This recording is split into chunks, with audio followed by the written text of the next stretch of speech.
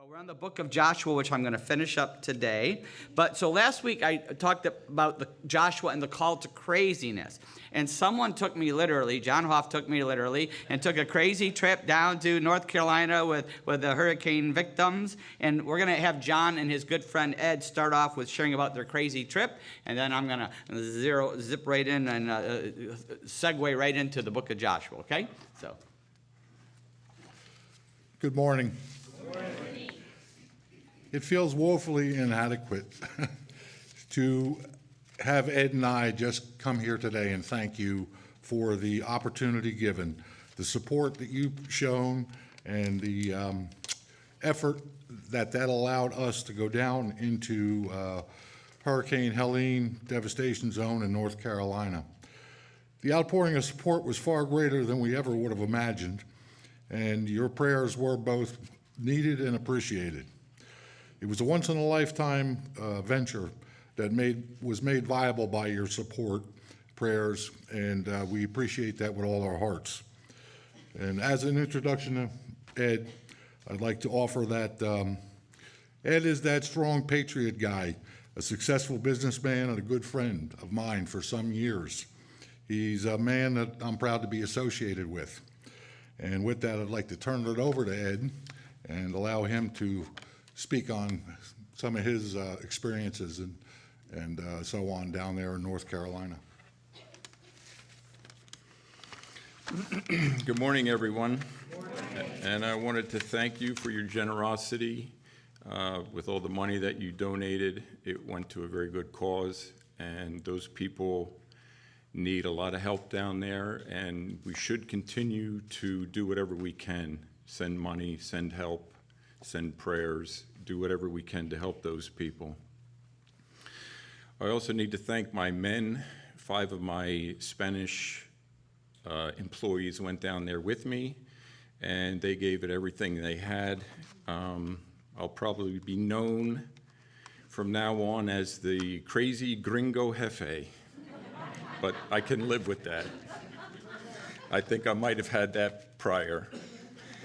I also want to thank everybody that was at home, our loved ones who gave us great support, friends that helped us along the way when we ran into problems. While we were down there, the devastation was unbelievable. You can't imagine what these people went through. They had to be in terror for days on end as the waters rose and as the winds blew. I could only imagine that God was very busy. Everybody that believed in him and didn't believe in him had to be talking to him to survive. The good thing that came out of it was a lot of people gave their time and money and worked to a common cause, and that was to help the people that needed it most down there. All types of people were helping. We had in our little relief group, there was tree cutters, people putting on roofs, computer geeks that were helping. Any type of skill that you had was needed down there and put to good use. And it was nice to see all these people working with no ego for a common cause.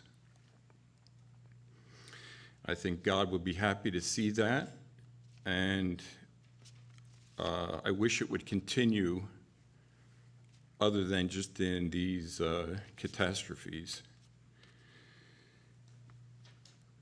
The one thing that hit me as we were driving back to our little ranch, which was very nice to stay on, was in total devastation, there was piles and piles of debris, garbage. You know, people had gutted their houses. And on the one pile of debris, everything was dusty colored and brown that had been underwater. And in the one pile of debris, somebody painted a huge red heart on a piece of plywood. And all I could think of was I would like to meet that person that just lost everything they owned and still could paint a heart on a piece of plywood. In closing, I'd like to thank you again and try to urge you to keep giving in any way that you can. Thank you very much.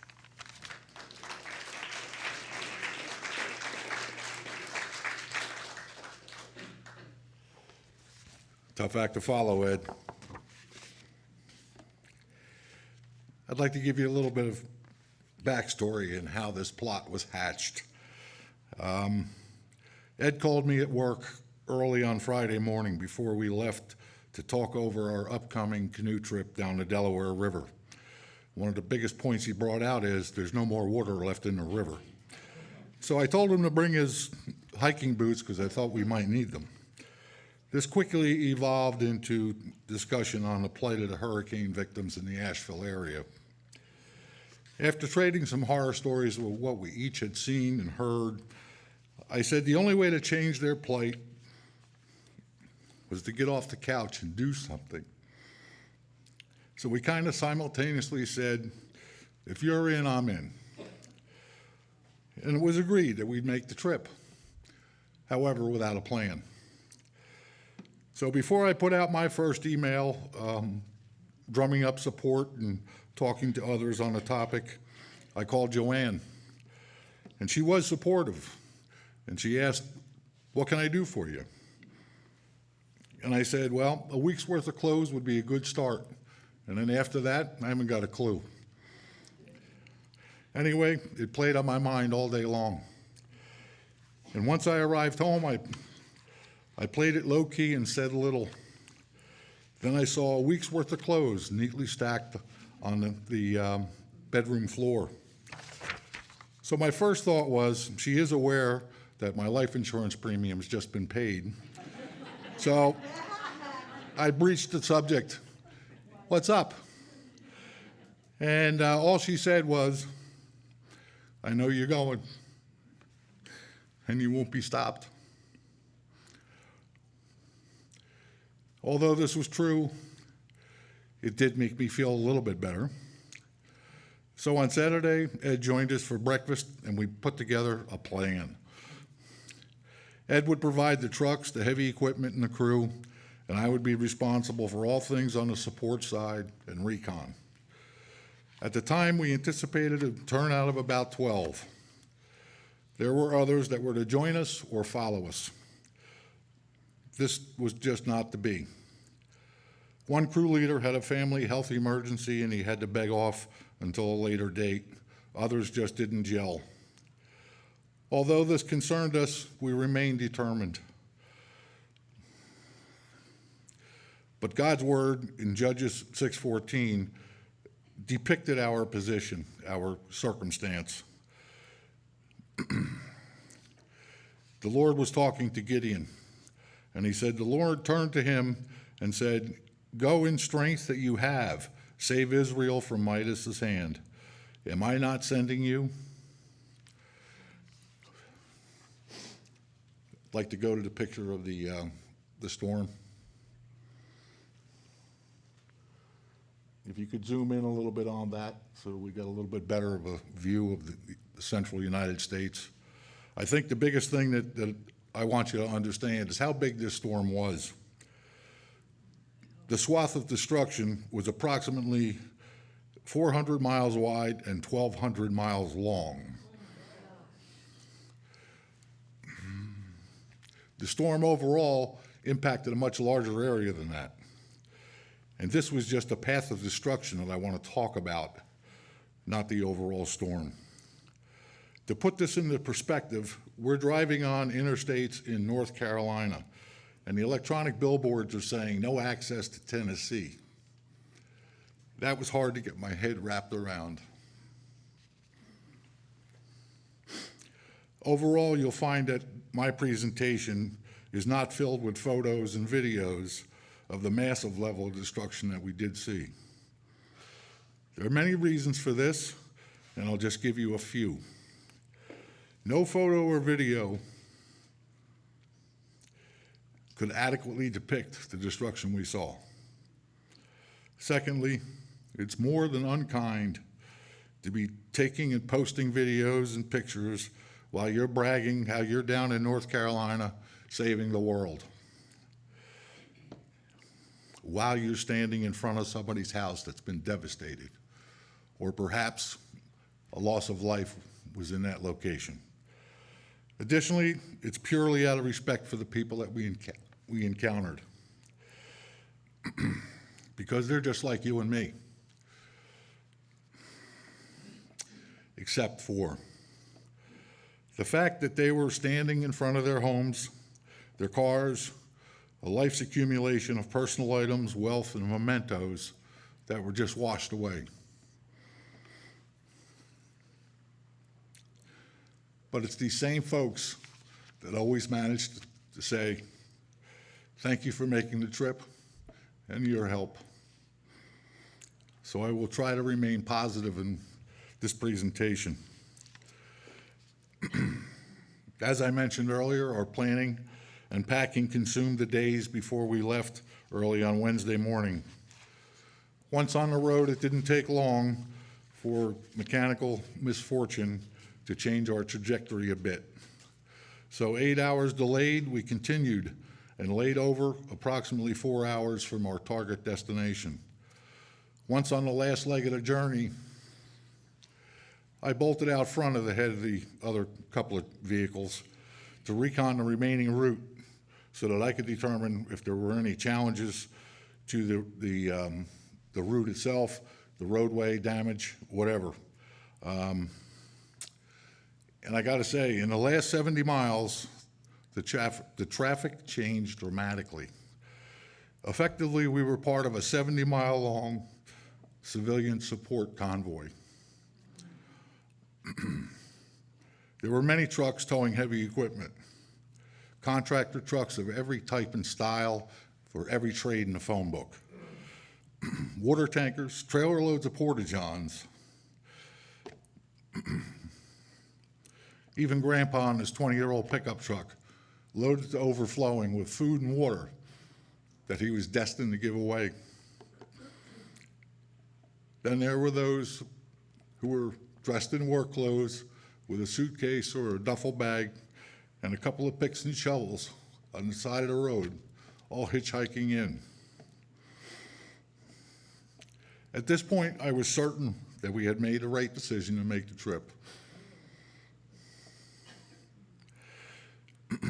Like Gideon's experience, the power of one cannot be overstated. Through a friend of a friend of a friend, Ed managed to get permission to use a horse farm that provided our base camp and staging area. This proved to be a prayer answered.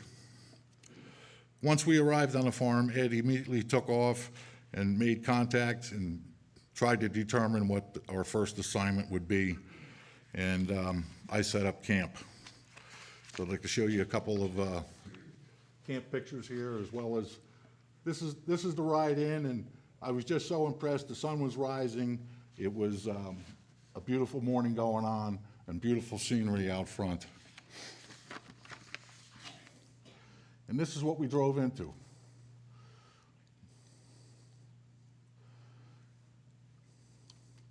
It doesn't need much description, but the point is, the entire little village that I'm driving through was reasonably fully devastated. There wasn't an operational service there.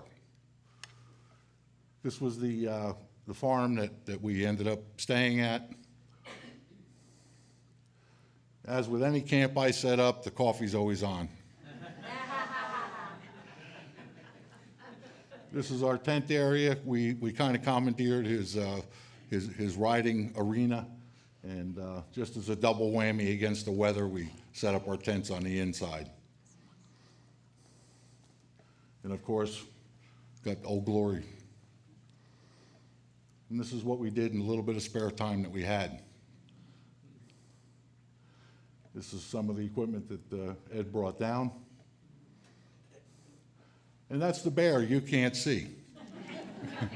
I was a little late getting to the photo, but the point was that we had a bear pass through camp, but a little bit later, the owner of the property comes in, and I'm talking to him about the bear visit, and he looks at me like, yeah, we get them all the time. No big thing. Okay, this is a reasonable depiction of what's left of somebody's house. It's the foundation.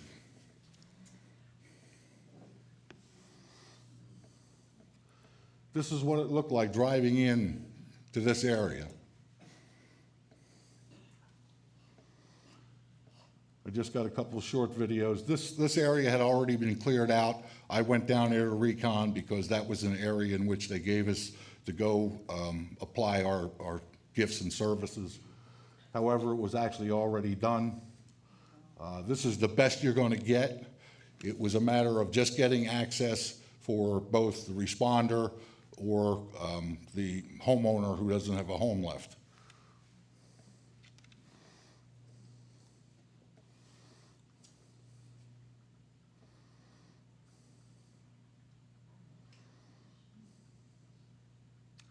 This is driving down one of the main highways that goes in and out of the Asheville area.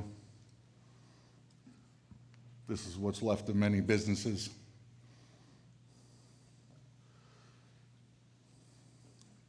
This is one of the many people that we encountered that was already getting help. Again, I went out and reconned and then got back to Ed and said, you know, let's find the next assignment because this one's pretty well tidied up.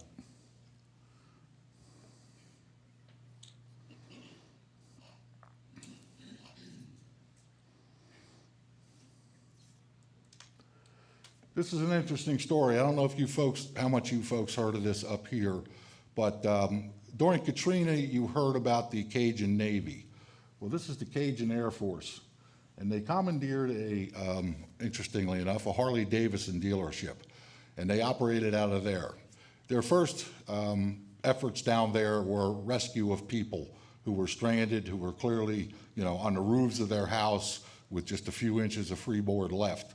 And these guys went in and picked these folks up and got them to safety.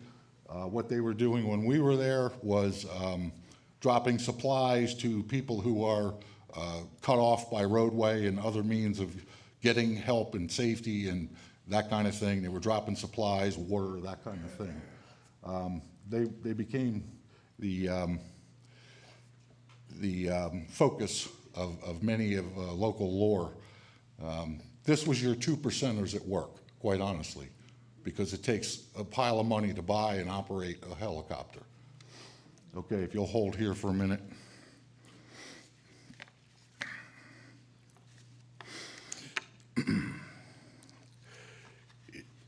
It took some effort to find the right group to get embedded with, but we did manage to find a group that was able to best use our gifts and skills.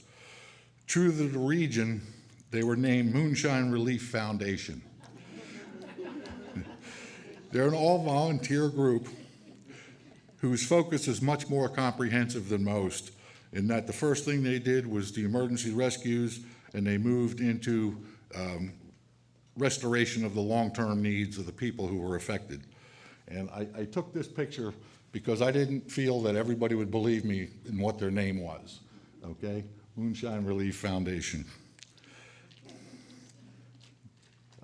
That's a phone number that you can call today to continue to say, hey, I want to send something down.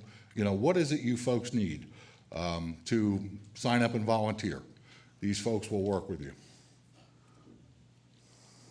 They were set up at a Christian fellowship center that had dormitories and that kind of thing. It was well established. However, understand, it did not have running water or electric. This is just an example of the organization these folks had that others didn't display.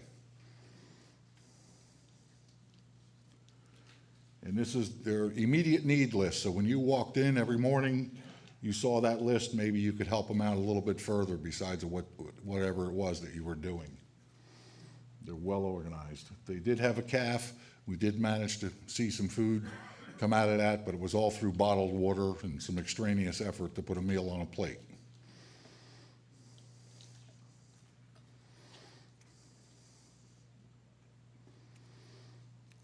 Okay, this is a little bit staged in that I just wanted to give you a flavor for what Ed and the crew actually did and the size of the trees that are involved that we were dealing with, that kind of thing. You want to hold right there? Getting back to the Moonshine Relief Foundation, we attended their daily briefings and were given an assignment based on each crew's capability. I would recon the assignment of each one and determine if the location was accessible by Ed with his truck, trailer, and equipment on top. Or we would have to stage the trailer over here and we would have to drive the equipment in because it was small country roads, lots of twists and bends, and lots of things in the way. Once at the assigned area, Ed and his crew would remove the trees, the soil, the sediment, the debris, and all other things that were obstacles to allow the relief workers and the homeowners to return to that area and actually get something done. Okay.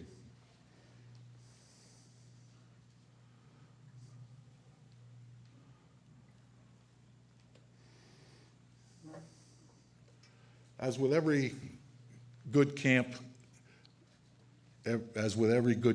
experience, we had a closing campfire, and we shared the most impactful things of our experience. This showed me once again I was surrounded by good men who were thankful to have made the trip. It didn't take long for us on our return trip to experience some additional mechanical misfortune. But through Yankee ingenuity and your prayers, we did make it home, and we all did return home safely. In closing, I'd like to tell you one observation I made prior to even leaving, and that was that your outpouring of support was accompanied by so many expressing the wishes that they could come as well. This meant more to me than I can express. Just as it made more and determined to do whatever possible to the largest extent while we were down there.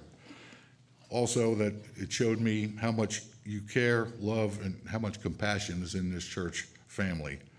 And for that, I just got to say thank you very much once again, and thank you for your support.